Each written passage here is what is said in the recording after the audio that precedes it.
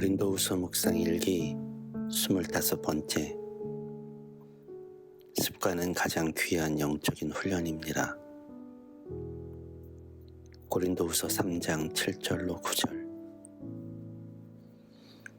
돌판에다 문자로 새긴 율법을 선포할 때에도 광채가 났습니다. 그래서 이스라엘 자손들은 모세의 얼굴에 나타난 그 광채 때문에 비록 곧 사라질 것이지만 그의 얼굴을 똑바로 쳐다볼 수 없었습니다. 죽음에 이르게 하는 직분에도 이러한 영광이 따랐는데 하물며 영의 직분에는 더더욱 영광이 넘치지 않겠습니까? 유죄를 선고하는 직분에도 영광이 있었으면 의를 베푸는 직분은 더욱 더 영광이 넘칠 것입니다.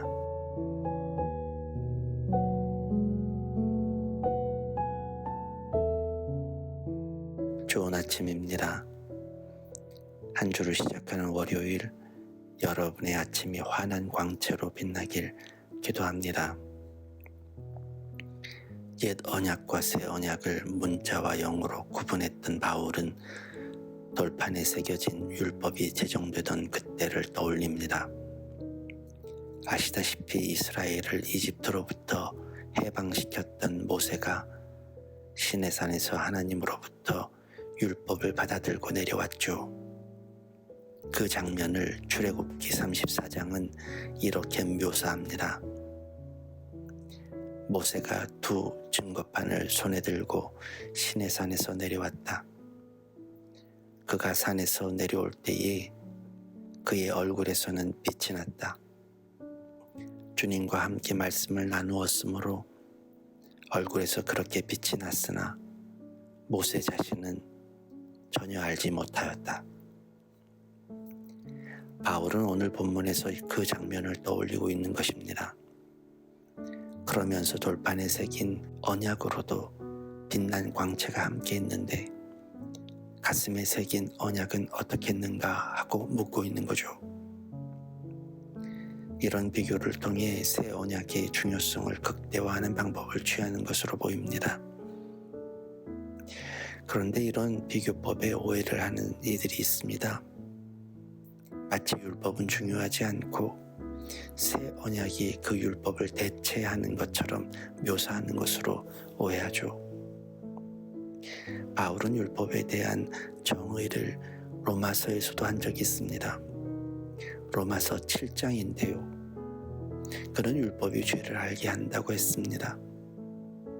죄를 알게 한다는 의미는 내가 얼마나 큰 죄인인지를 인식하는 것이고, 그리고 그 인식은 그 죄로부터 멀어지도록 인도하는 데 있다는 것을 분명히 하죠. 그러나 우리는 생명으로 인도해야 할 율법을 정죄의 도구로 사용했다는 사실을 지적합니다. 다시 말해서 율법이 죄로 인해 오용되고 있음을 지적하는 것이죠. 그런데 고린도 후서에서는 율법에 대한 그런 전 이해를 말하지 않습니다. 이는 율법이 본래 선한 것이었고 우리를 살리는 기준이었다는 사실을 버린 것이 아닙니다. 아마도 고린도 교회는 이 전 이해에 대해 알고 있었던 것으로 보이죠. 바울이 이미 여러 차례 이야기를 하고 나눴던 것이 아닌가 싶습니다. 다시 말해 율법의 불필요성을 강조한 것이 아닌 율법과 새 언약의 조화를 위해 말한 것임을 알아야 합니다. 최근 동료 목사님과의 대화에서 제게 생각거리 하나가 주어졌습니다. 그분이 그러시더라고요. 교회에서 제일 힘든 분이 계신데 그분이 그러신다는 거예요. 삶이 기도인데 무슨 기도 시간을 갖느냐고요. 그래서 그분은 함께 기도하는 시간을 갖지 않는다네요.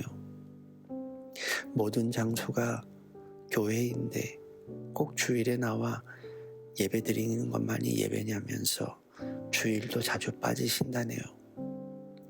아는 것도 많으시고 신앙의 연조도 오래되셔서 권면이 통하지 않는다는 겁니다. 생각해보면 틀린 말도 아니어서 난감하다는 거예요. 사실 틀린 말이 아닙니다.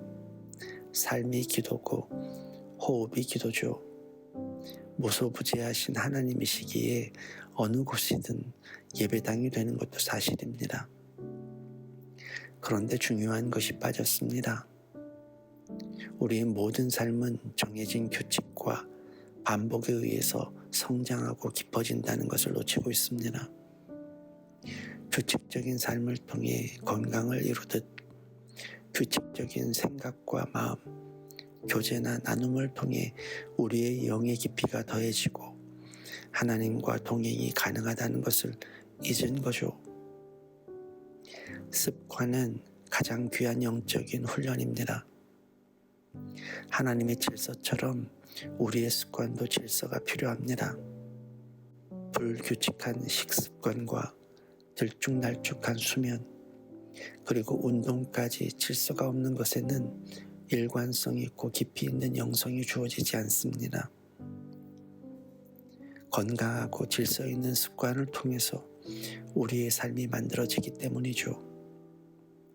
그래서 하나님은 우리에게 예배를 제정하시고 규칙적이고 질서 있는 영적인 삶을 요구하시죠. 그 질서 위에 은혜와 사랑이 쌓이는 겁니다.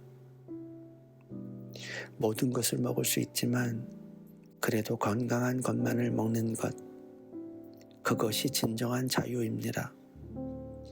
모든 것이 가하지만 그래도 내 몸을 쳐서 복종케 하며 기준을 정하고 해야 할 것, 지켜야 할 것을 지키며 사는 것, 그것이 복된 자유죠. 모든 것을 할 수 있는 것만이 자유가 아닙니다. 모든 것을 할 수 있으나 하지 않을 수 있는 자유가 진정한 자유예요. 그것이 우리의 율법입니다.